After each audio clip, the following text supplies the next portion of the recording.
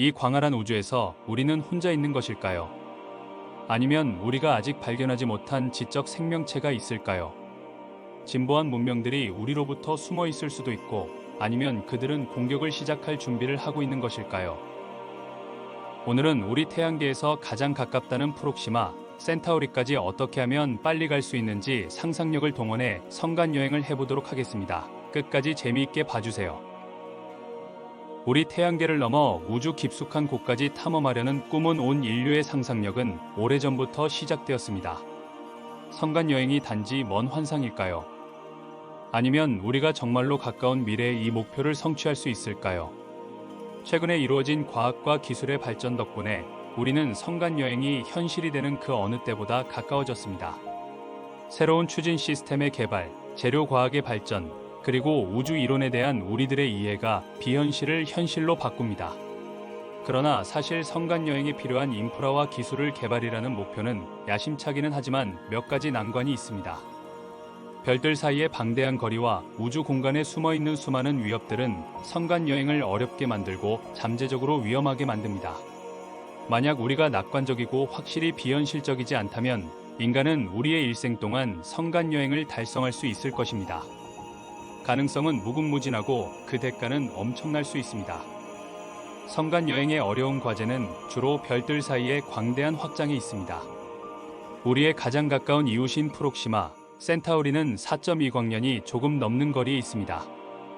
이는 우리가 현재 우주에서 가능한 최대 속도, 즉 빛의 속도로 여행을 한다고 치더라도 4년 이상 걸리기 때문입니다.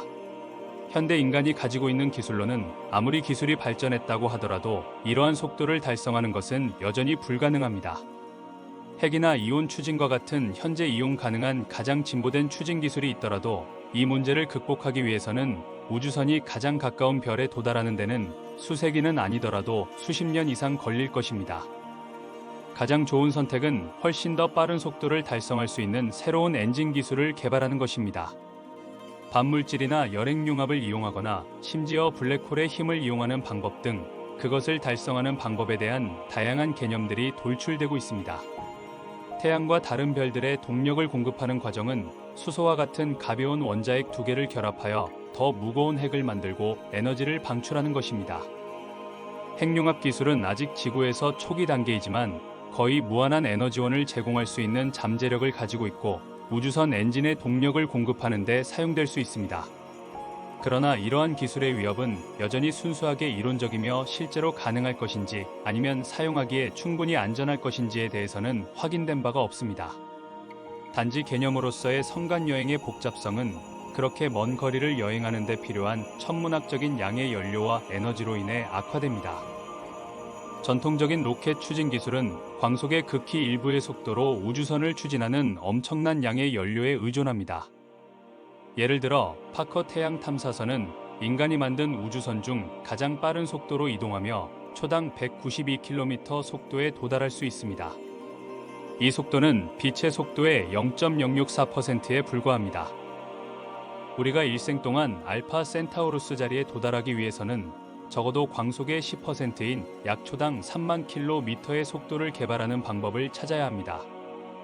그런데 이 일의 역설적인 문제는 우주선의 속도를 높이기 위해서는 연료가 더 필요하다는 것입니다. 더 많은 연료를 우주선에 실어 나르기 때문에 우주선의 무게가 증가하여 속도가 줄어듭니다. 악순환처럼 들리지요.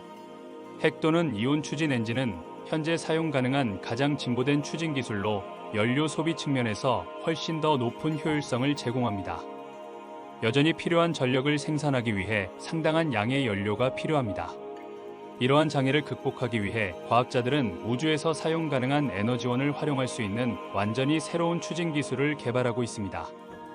예를 들어 과학자들은 태양돛을 사용하는 가능성을 탐구하고 있습니다. 일반 돛이 바람을 사용하여 우주선의 지속적인 가속을 하는 방식과 유사하게 태양에서 나오는 에너지를 사용합니다. 또 다른 해결책으로 제시된 것은 반물질 추진을 사용하는 것인데 이를 통해 우주선은 연료를 덜 소비하면서도 훨씬 더 빠른 속도를 낼 수 있습니다.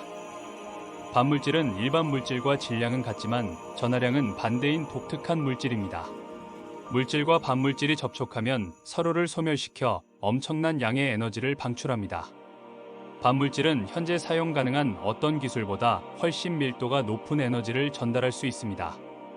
이론적인 계산에 의하면 반물질로 비행하는 우주선은 잠재적으로 빛의 속도의 90%에 이를 수 있다고 합니다. 이 말은 4년이 조금 넘는 시간 안에 프록시마에 도달할 수 있다는 것을 의미합니다. 과학자들은 수십 년 동안 반물질을 가지고 실험을 해왔습니다. 가장 초기의 실험 중 하나는 프로토나와 동등한 물질인 안티프로톤을 만드는 것입니다. 첫 번째 안티 양성자는 1955년 캘리포니아에 있는 로렌스 버클리 국립연구소의 과학자들에 의해 만들어졌습니다. 하지만 반물질은 비용이 많이 들고 생산이 어렵고 추진에 활용하는 기술은 아직 실험 수준 단계입니다. 게다가 물질은 매우 불안정하고 보관하기가 어렵습니다. 입자는 물질과 빠르게 접촉하여 서로를 파괴하기 때문에 전통적인 용기에 보관할 수 없습니다. 대신 자기장은 반물질을 붙들고 저장하는 작업을 위해 특별히 개발되었습니다. 성간 여행을 위해 많은 양의 연료와 에너지가 필요하다는 것을 설명하자니 드러나는 문제가 정말 많습니다. 인류가 완전히 새로운 추진 기술을 개발하거나 우주에서 사용할 수 있는 자원의 에너지를 활용하려면 반드시 올바른 방향으로 추진해야 합니다. 우리가 충분히 빠르게 여행할 수 있는 방법을 찾는다면 콜럼버스조차도 인도로의 새로운 경로를 찾아 맹목적으로 여행하지 않았기 때문에 우리는 여전히 성간 여행을 준비하지 않을 것입니다. 성간 여행 동안의 항해와 통신은 이런 여행에 있어 또 다른 문제를 제시합니다. 별들 사이의 거리가 크다는 것은 지구와의 통신에 상당한 지연이 있을 수 있다는 것을 의미합니다. 이는 실시간 의사소통을 어렵게 하거나 심지어 불가능하게 만들 것입니다. 게다가 지구로부터의 신호들은 간섭이나 잡음에 직면할 수도 있고 또는 통신 주파수가 완전히 손실될 수도 있기 때문에 데이터 획득과 해석을 매우 어렵게 할 수도 있습니다. 이러한 문제를 해결하기 위해 우주선은 성간 여행의 독특한 수요를 처리할 수 있는 첨단 통신 및 내비게이션 시스템을 필요로 할 것입니다. 그렇게 하는 한 가지 가능한 방법은 지구와 우주선 사이의 정보를 전달할 수 있는 성간 위성 네트워크를 사용하여 더 빠르고 신뢰할 수 있는 통신을 보장하는 것입니다. 얽힌 양자 입자를 이용해 정보를 장거리로 순간적으로 전달하는 양자 통신 기술도 유망한 방법입니다. 이 기술은 지연이나 간섭 없이 데이터를 실시간 전송할 수 있게 함으로써 성간 통신에 혁명을 일으킬 수 있습니다. 또 다른 옵션은 우주선이 별 사이의 광대한 영역을 항해하는 데 도움이 될 수 있는 첨단 인공지능을 사용하는 것입니다. 인간 조종사가 없어도 필요에 따라 코스를 조정할 수 있습니다. 정확한 내비게이션은 성공적인 성간 여행의 핵심입니다. 약간의 편차도 우주선을 수백만 마일 동안 항로를 이탈시킬 수 있습니다. 이런 일이 발생할 위험을 최소화하기 위해서는 펄서를 기준점으로 사용하는 것과 같은 매우 정확한 항해 시스템이 필요합니다. 펄서는 극에서 전자기 방사선 빔을 방출하는 고도로 자화된 회전 중성자별입니다. 펄서가 회전할 때 공간을 통해 발사되는 복사 광선을 내보내 소위 운동량을 만듭니다. 펄서는 믿을 수 없을 정도로 신뢰할 수 있고 예측 가능하기 때문에 멀고 먼 우주 항해에 이상적인 후보가 됩니다. 예를 들어 명왕성으로의 뉴 호라이즌스 우주선 임무에 사용된 중력 보조 궤도의 기술은 목성의 중력에 의존하여 우주선을 목표물로 인도했습니다. 하지만 모든 복잡한 시스템과 마찬가지로 실시간으로 사람의 개입 없이 어떤 식으로든 하드웨어가 오작동할 위험이 항상 존재합니다. 이러한 실패는 재앙적인 결과를 초래할 수 있으며 잠재적으로 승무원과 전체 임무의 손실로 이어질 수 있습니다. 그렇기 때문에 정확하고 신뢰할 수 있는 통신 및 내비게이션 시스템이 없다면 가장 가까운 별을 향한 여행은 성공하지 못할 것입니다. 하지만 아무리 고도의 장비를 갖춘 우주선이라도 그것이 먼 별들을 향해 돌진할 때 그 임무의 가장 중요한 구성 요소는 여전히 탑승하는 사람들입니다. 성간 여행에서 가장 중요한 임무는 승무원에게 여행 중 생존할 수 있는 충분한 자원을 제공하는 것입니다. 여기에는 충분한 음식, 물 및 산소를 제공할 수 있는 생명 유지 시스템 개발이 포함됩니다. 현재 기술로는 제한된 양의 리소스만 저장할 수 있으며 이는 진정한 장거리 이동에는 충분하지 않습니다. 따라서 우리는 먼 거리를 여행하면서 생명을 유지할 수 있는 새로운 기술과 방법이 필요합니다. 한 가지 잠재적인 해결책은 폐기물을 재활용하여 유용한 자원으로 전환할 수 있는 재생 생명 유지 시스템을 개발하는 것입니다. 또한 우주선을 이용한 첨단 식량 개발과 산소 생산 시스템의 개발도 필수적인 연구입니다. 또 다른 방법은 동물들이 겨울잠을 자는 방법과 비슷하게 우주 비행사들을 그들의 여행 기간 동안 깊은 잠에 들게 하는 것입니다. 과학자들은 현재 심각한 건강 문제를 일으키지 않고 승무원을 장기간 이정지 상태로 유지하는 방법에 대해 상당한 의학적 문제를 제기하고 있으며, 이로 인해 필요한 자원과 생명 유지 시스템이 크게 감소할 수 있지만, 현재로서는 동면이라고 알려진 이 기술의 사용을 연구하고 있습니다. 게다가 무중력에 장기간 노출되면 인체에 해로운 영향을 미칠 수 있습니다. 골밀도의 손실과 다른 신체적 변화로 고통을 받을 수 있습니다. 따라서 여행 중 승무원의 건강을 유지하기 위해서는 무중력의 부정적인 영향에 대응하기 위한 신체 운동과 의학적 개입이 필요할 수 있습니다. 도움이 될 수 있는 것은 인공 중력 시스템입니다. 그 한 방법으로 우주선의 회전을 일정하게 유지하는 것입니다. 회전에 의해 생성된 운심력은 우리가 지구에서 경험하는 중력을 모방할 수 있습니다. 이 접근법은 스카이랩과 국제 우주 정거장을 포함한 다양한 우주 임무에서 연구되고 성공적으로 테스트되었습니다. 성간 여행과 관련하여 또 다른 주요 건강 문제는 방사선입니다. 우주는 장기간 노출될 경우 우주 비행사들에게 심각한 건강상의 위험을 초래할 수 있는 방사능 방출의 끝없는 배열로 가득 차 있습니다. 지구 보호 자기장 밖에서 인간은 높은 수준의 이온화 방사선에 노출되어 있습니다. 우주선과 태양 플레어를 포함해서요. 방사선은 인간 세포에 손상을 입혀서 암과 다른 질병을 포함한 다양한 건강 문제로 이어집니다. 또한 우주 방사선에 노출되면 미래 세대에 전달될 수 있는 DNA에 유전적 손상이 발생할 수 있습니다.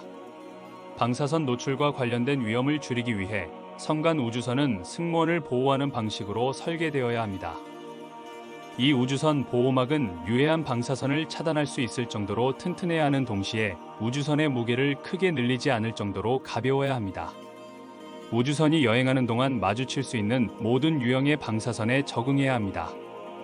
이러한 문제를 해결하기 위해 연구자들은 인공 자기장뿐만 아니라 첨단 기술 및 특수 재료의 사용을 포함하여 방사선에 대한 다양한 보호 옵션을 모색하고 있습니다.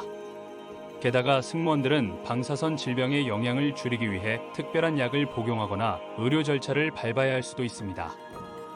가장 작은 방사선 입자 외에도 성간 여행 중에 마주칠 수 있는 또 다른 위험은 파편과 소행성입니다.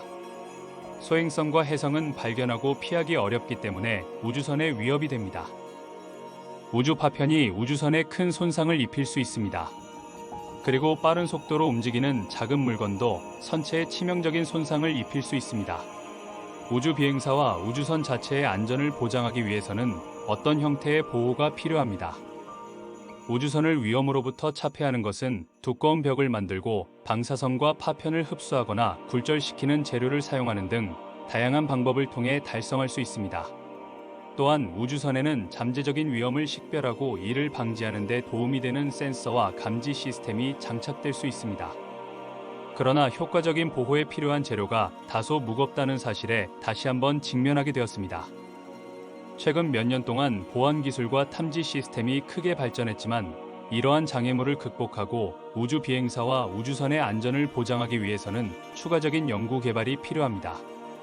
어느 쪽이든 성간 여행은 전 세계 정부와 민간 기업의 자원에 상당한 투자를 필요로 하는 야심찬 목표입니다. 성간 여행 비용에는 새로운 추진 시스템, 생명 지원 시스템, 항해 및 통신 기술, 방사선 및 성간 위험으로부터의 보호 등이 포함됩니다. 필요한 인프라 및 기술을 개발하는 데 드는 비용이 엄청날 가능성이 높습니다. 그리고 국제사회의 상당한 협력과 헌신이 필요할 것입니다. 이해관계가 상충되거나 투자자 의제를 반대하는 것은 논란을 야기하고 발전을 저해하여 궁극적으로 성간 연구 개발의 범위를 제한할 가능성도 있습니다. 성간 여행 비용을 상쇄할 수 있는 하나의 가능한 해결책은 우주 채굴 기술의 개발일 수 있습니다. 우주 채굴은 소행성 및 기타 천체로부터 귀중한 자원을 추출하는 것을 포함합니다. 성간 임무에 자금을 지원할 수 있는 가능성이 있습니다. 또한 우주 제조 및 3D 프린팅의 발전으로 우주선 및 기타 재료를 우주 공간에서 직접 제작할 수 있게 되어 지구에서 발사하는 비용을 절감할 수 있습니다. 필요한 인프라를 개발하기 위한 장기적인 약속이 없다면 기술과 자원은 인류의 손이 닿지 않는 곳에 남아있을 수도 있습니다. 개념적으로 성간 여행에 대한 전혀 다른 접근법은 세대 선박의 건조입니다. 세대선은 최종 목적지에 도달하기까지 무한한 세대수가 필요한 성간 여행을 위한 가상의 우주선입니다. 초기 승무원의 수명 내에 목적지에 도달하려고 노력하는 대신 이 우주선들은 태어나고 평생을 사는 수세대의 승객들을 실어 나를 것입니다. 세대 우주선 개념은 상당한 거리와 현재 추진 기술의 한계를 포함하여 성간 여행의 일부 과제에 대한 잠재적인 해결책으로 제안되었습니다. 여러 세대의 승객들이 여행 중에 태어나고 자라날 수 있도록 함으로써 승무원들이 임무를 완수하기 위해 필요한 자원과 기술을 유지할 수 있는 시나리오를 상상할 수 있습니다. 아주 오랜 시간이 걸리더라도 말입니다. 그러나 이 개념에 결함이 없는 것은 아닙니다. 우리는 장기간에 걸쳐 사회적 통합을 유지하고 조직하고 자원을 할당하고 모집하고 관리해야 하는 문제들을 해결해야 합니다. 이러한 문제에도 불구하고 세대 우주선의 개념은 공상과학 소설과 성간 여행에 대한 이론적 논의에서 인기 있는 주제로 남아 있습니다. 모든 것을 요약하면 의사결정에서 흔히 발생하는 공경인 고전적인 보행대기 딜레마를 떠올려 보겠습니다.